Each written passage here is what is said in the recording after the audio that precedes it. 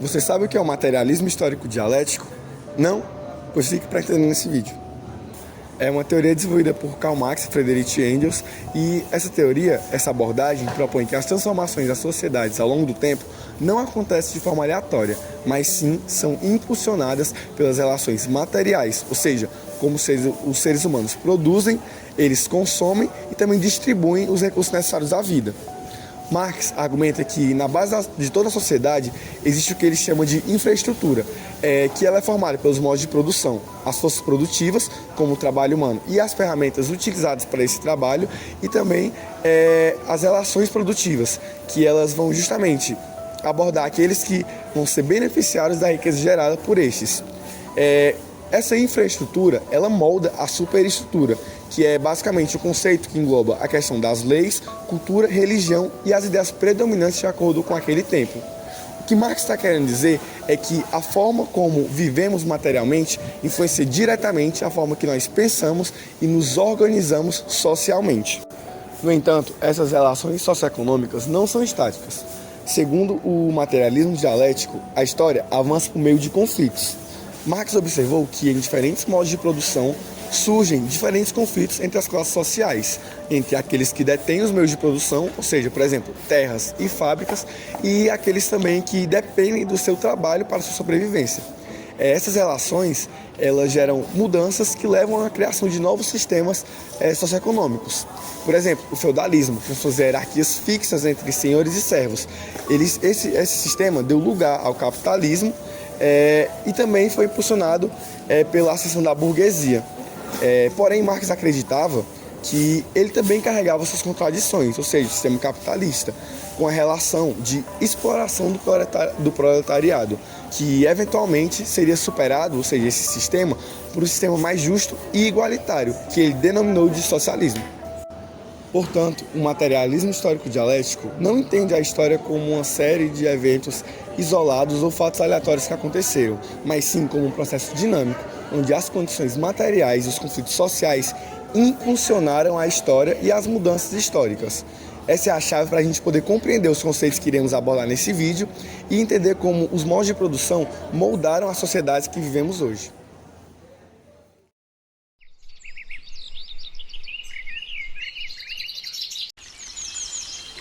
O comunismo primitivo, que foi como as pessoas viviam lá no início da humanidade, antes da agricultura e da propriedade privada, nessa época as pessoas viviam em grupos pequenos, geralmente formados por famílias ou clãs. Eles não tinham nada que fosse só deles, tudo era compartilhado, comida, ferramentas e até mesmo o lugar onde moravam. Eles viviam juntos e dividiam tudo porque era essencial para a sobrevivência. A economia era bem simples, baseada na caça, na pesca e na coleta de frutas e raízes. Eles só pegavam o necessário para o dia a dia, então não existia acúmulo de bem ou riqueza. Todo mundo trabalhava junto e percebia que precisava, por isso não existia diferença entre rico ou pobre que a gente vê hoje em dia. Outra coisa importante é que não havia um chefe ou uma pessoa que mandava em todo mundo. As decisões eram tomadas pelo grupo e às vezes o mais velho ou mais experiente eram ouvidos com mais atenção, mas isso era mais por respeito e não porque tinham mais poder. Esses grupos eram nômades, ou seja, não ficavam em um só lugar fixo. Eles precisavam mudar conforme precisavam de comida ou outros recursos. E como dependiam totalmente da natureza, eles tinham uma relação muito próxima com o meio ambiente e não podiam explorar demais os recursos, porque precisavam deles para continuar vivendo.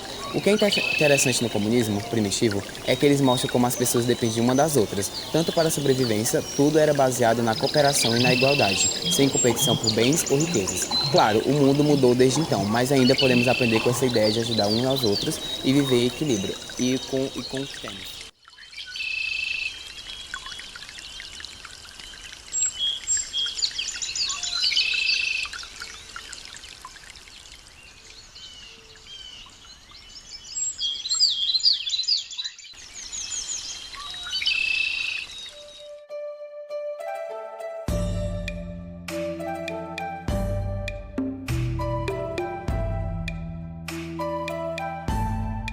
Hoje vamos falar sobre o modo de produção asiático.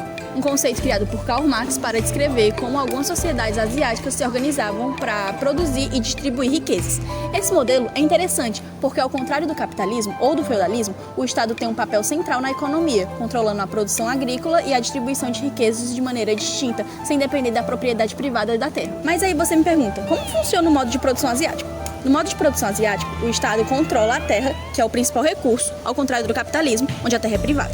O governo decide como usá-la e exige que os camponeses entreguem uma parte da produção, seja por impostos, seja através de trabalho forçado ou serviços obrigatórios.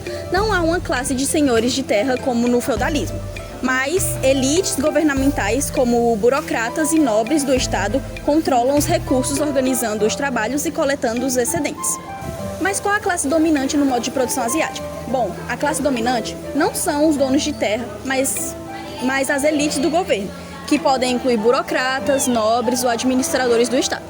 Elas coletam o excedente de produção dos camponeses e asseguram que os recursos sejam usados para manter o poder do Estado, seja para financiar a burocracia, o exército ou outros interesses do governo centralizado. Essa estrutura garante que a economia e a sociedade estejam subordinadas ao controle do Estado. Sobre o papel da agricultura, ela é a base da economia no modo de produção asiático. A terra é controlada pelo Estado, não sendo propriedade privada, e os camponeses entregam parte do que produzem como impostos ou trabalho obrigatório.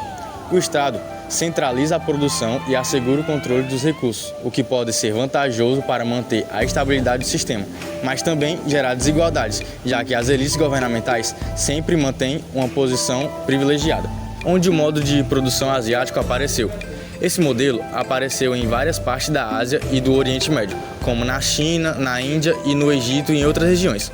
O que todas essas sociedades tinham em comum era a centralização do poder. O Estado controlava a produção agrícola e os recursos, com uma burocracia forte para garantir que tudo fosse organizado. Na China imperial, por exemplo, o imperador e sua burocracia centralizada regulavam a produção e o comércio, utilizando o trabalho camponês para sustentar o sistema. Por fim, o modo de produção asiático é uma forma única de organização, como um Estado centralizado controlando a terra e a produção. Nesse modelo, o poder está nas mãos de elites burocráticas que coletam os excedentes na produção para manter o funcionamento do Estado.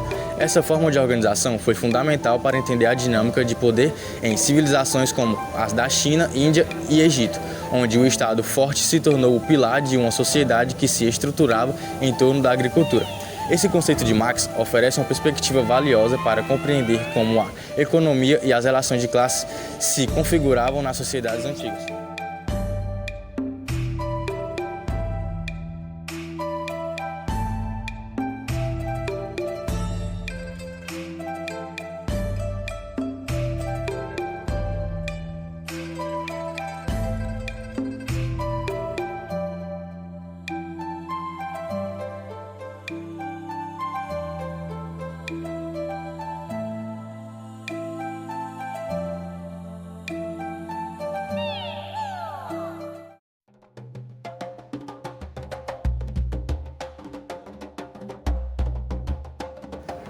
A escravidão foi a base do sistema econômico de diversos impérios. Desde a antiguidade, a exploração do trabalho escravo era fundamental para a produção de bens como tecidos, alimentação, além da exploração de minerais, que alimentavam a economia e geravam lucros para os proprietários de terra e comerciantes.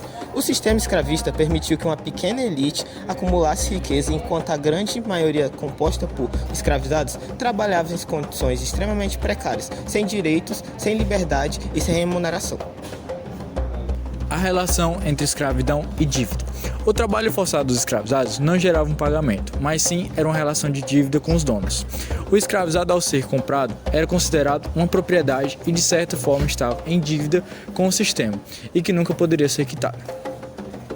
Bom, além disso, a escravidão dependia da dívida econômica da sociedade, que quer dizer que a riqueza que era gerada pela exploração do trabalho escravo financiava o desenvolvimento de outras partes da economia, como estrutura e outros mercados urbanos.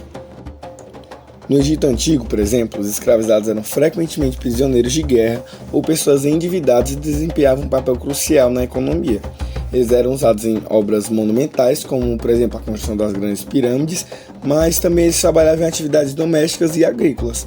No entanto, é também importante a gente lembrar que os egípcios também utilizavam trabalhadores camponeses. Então, nem toda a mão de obra das grandes obras era escrava. E o fim do escravismo se deu, na grande maioria das sociedades antigas, justamente pela insustentabilidade desse sistema, uma vez que ele depende desses escravos.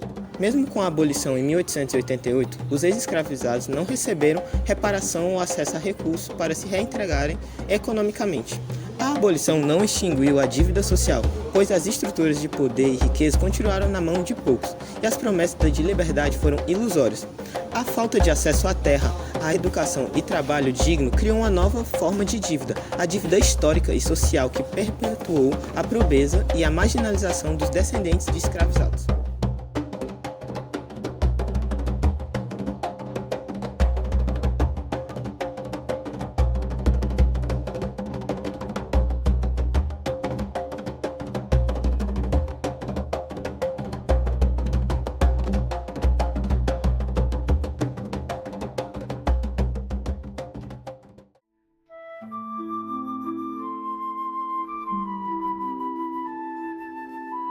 Imagine uma Europa devastada pelo colapso do Império Romano, mergulhada em caos e insegurança. Bom, foi esse cenário que o feudalismo nasceu entre o século V e o século IX, com a tentativa de organizar a sociedade em meio à desordem. As cidades romanas, antes centros de poder e comércio, tornaram-se ruínas, e as pessoas buscaram refúgios no campo, onde a terra se tornou seu principal recurso de sobrevivência. Os camponeses, sem proteção contra invasões bárbaras e sem um governo central, passaram a depender dos grandes proprietários de terra, os senhores feudais. Em troca de segurança e o direito de cultivar pequenas parcelas de terra, aceitaram trabalhar para esses senhores, pagando tributos e prestando serviços. Essas relações de dependência mútua se consolidou e deu a origem à base do sistema feudal.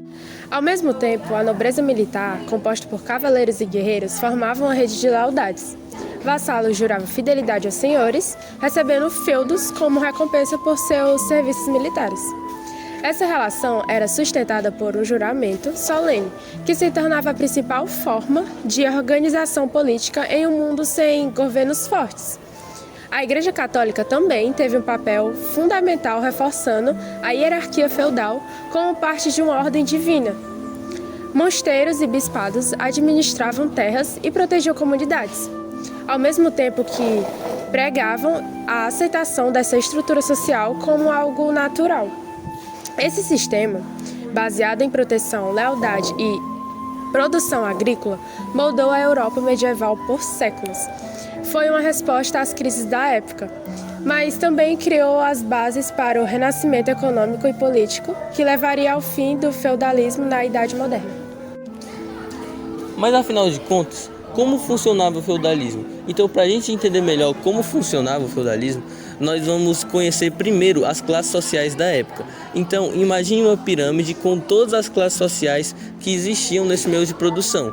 Lá no topo dessa pirâmide vai existir os reis, no caso os monarcas, que teoricamente eram donos de todas as terras. Os reis davam as suas terras para os senhores feudais, que eram conhecidos ali como os suceranos. Os senhores feudais, por sua vez, eles eram como se fossem os segundos nobres mais importantes desse meio de produção. E esses senhores feudais, eles davam as suas terras para os vassalos, que eram como se fossem nobres menores. E os vassalos recebiam as terras para trabalhar para os senhores feudais, e em troca disso eles tinham que dar eles tinham que fazer um juramento de lealdade. Esse juramento de lealdade era chamado de homenagem na época. Para explicar melhor, esses senhores feudais eles prestavam um apoio político e militar aos senhores feudais, que do mesmo jeito também prestavam seu apoio militar aos reis. Toda vez que os reis ou os senhores feudais precisassem dos seus respectivos vassalos, eles iriam convocar esses, já que esses tinham um acordo de lealdade, justamente porque eles eram donos das terras dos seus suceranos. Mas lá embaixo da pirâmide, na base da pirâmide, nós vamos ter os servos. Os servos é a classe social mais dependente dessa época. eles trabalhavam para os senhores feudais e em troca disso eles tinham proteção e moradia. Dentro dos servos nós temos também os vilões, que são um pouco mais independentes. Bom, então agora que a gente conhece as classes sociais do feudalismo, vamos entender melhor de como exatamente funcionava esse meio de produção, que era chamado de sucerania e vassalagem. Então a sucerania de vassalagem era basicamente a relação do senhor feudal com o seu vassalo. Vale dizer também que, de certa forma, o senhor feudal era um próprio vassalo dos reis, que eram os monarcas, que teoricamente era o rei de todas as terras. Mas para explicar isso melhor, eu vou usar o exemplo do próprio senhor feudal com o seu sucerano, que eram no caso os nobres menores. O senhor feudal fazia um acordo de lealdade com o seu vassalo, que eram aqueles nobres menores que recebiam as terras dos senhores feudais para trabalhar para eles. Como eu falei anteriormente, esse trato de lealdade era chamado de homenagem. Dessa forma, os vassalos recebiam as terras dos senhores feudais para prestar serviço para eles, e em troca disso eles tinham uma lealdade, eles iam oferecer apoio político e militar. Dessa forma, eles poderiam ser convocados para ajudar em alguma guerra. E vale dizer que caso eles se recusassem a fazer isso, por causa do acordo de lealdade que foi feito, os senhores feudais, que no caso eram os suceranos dos vassalos, tinham todo o direito de tomar imediatamente as terras dele. Mas o feudalismo teve o seu fim. Eu vou explicar aqui para vocês de uma forma rápida como que foi esse declínio do feudalismo, que não aconteceu de uma forma tão rápida. Uma das coisas que causou o fim do feudalismo foi algumas crises e doenças, como por exemplo a Guerra dos 100 Anos e também a Peste Negra. Essas duas coisas contribuíram muito para a queda da população. O que aconteceu? Muitas pessoas mortas. Isso prejudicou muito o sistema feudal. Outra coisa foi o fortalecimento dos monarcas. Isso acontece porque teve uma determinada parte da história, no feudalismo, onde os reis começaram a ter os seus exércitos um pouco mais fortalecidos. E aí os senhores feudais já não eram tão mais influentes. É como se de uma certa forma os reis se tornassem um pouco mais independentes dos senhores feudais para a questão do apoio militar que eu tinha falado. Outra coisa também que influenciou muito para a queda do sistema feudal foi a revolta dos próprios camponeses, que obviamente estavam insatisfeitos com as suas atuais condições de trabalho. E aí outras duas coisas também que influenciaram muito para a queda do sistema feudal foi, por exemplo, o nascimento de novas ideias, o Renascimento. Quando a gente olha para o Renascimento, a gente tem muito aquela ideia de a morte do sistema feudal e o nascimento do capitalismo, que vai ser um novo meio de produção.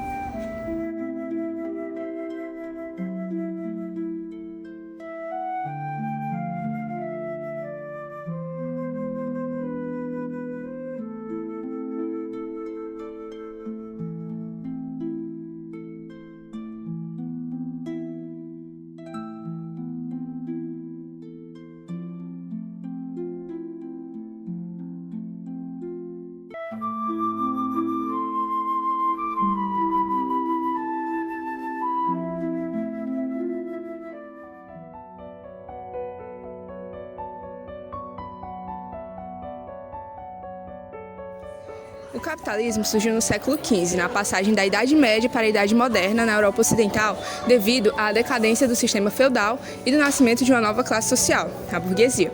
O surgimento de novas técnicas de fabricação e o aumento da urbanização possibilitaram a mudança do modo de produção e permitiram o barateamento e o melhor atendimento às demandas de mercadorias. O sistema capitalista se consolidou a partir das revoluções burguesas ocorridas nos séculos 17 e 18 e da Revolução Industrial, que instituiu um novo modo de produção.